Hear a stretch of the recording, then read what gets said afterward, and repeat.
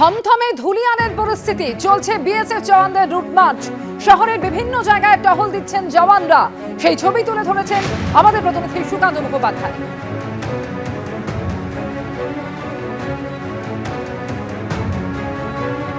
ধুলিয়ানে এই মুহূর্তে বিএসএফ এর যে ব্যাটালিয়নকে পোস্ট করা হয়েছে তারা এই মুহূর্তে কিন্তু এলাকা টহল দিচ্ছেন।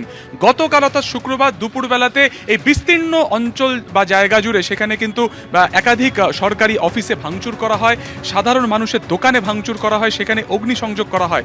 একেবারে 12 নম্বর জাতীয় সড়ক লাগোয়া এই যে ধুলিয়ান মোড়, সেখানে একের পর এক হিংসার ঘটনা কিন্তু সামনে আসে। ঠিক সেই জায়গা থেকে জেলা পুলিশের পাশাপাশি কিন্তু রাত থেকেই এখানে বর্ডার সিকিউরিটি ফোর্স বা বিএসএফকেও মোতায়েন করা হয়েছে। সামনে যে রেল গেটের রেলম্যানের যে অফিস রয়েছে, রেলের যে অফিস রয়েছে, সেই গেটম্যানের অফিসও কিন্তু একই রকমভাবে ভাঙচুর করা হয়, সেখানে অগ্নিসংযোগ করা হয়।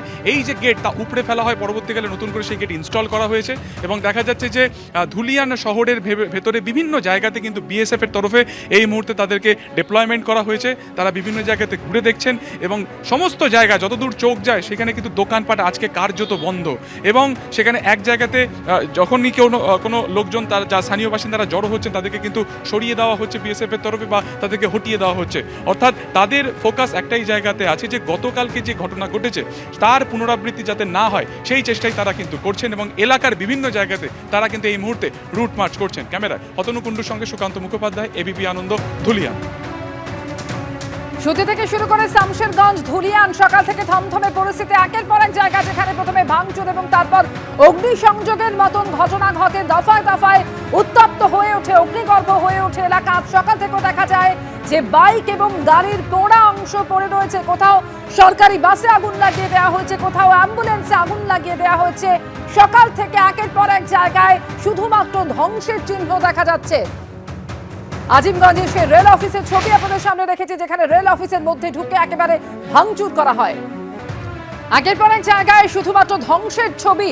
সংশোধিত ওয়াকফ আইনের প্রতিবাদে যেভাবে অগ্নিগর্ভ হয়ে উঠেছে, সুতি থেকে শুরু করে শামশেরগঞ্জ এবং সাজুরহাট মোড়ে যেখানে দাঁড়িয়ে থাকা অ্যাম্বুলেন্স এবং প্রাইভেট গাড়িতেও ভাঙচুর করা হয়।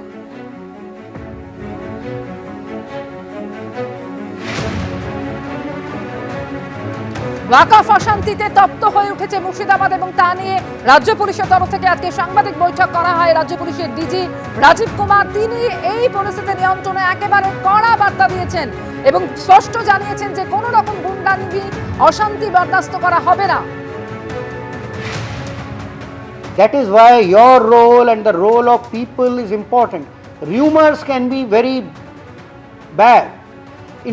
As I said, you cannot. It is not a police is not like army which can spread to all the area.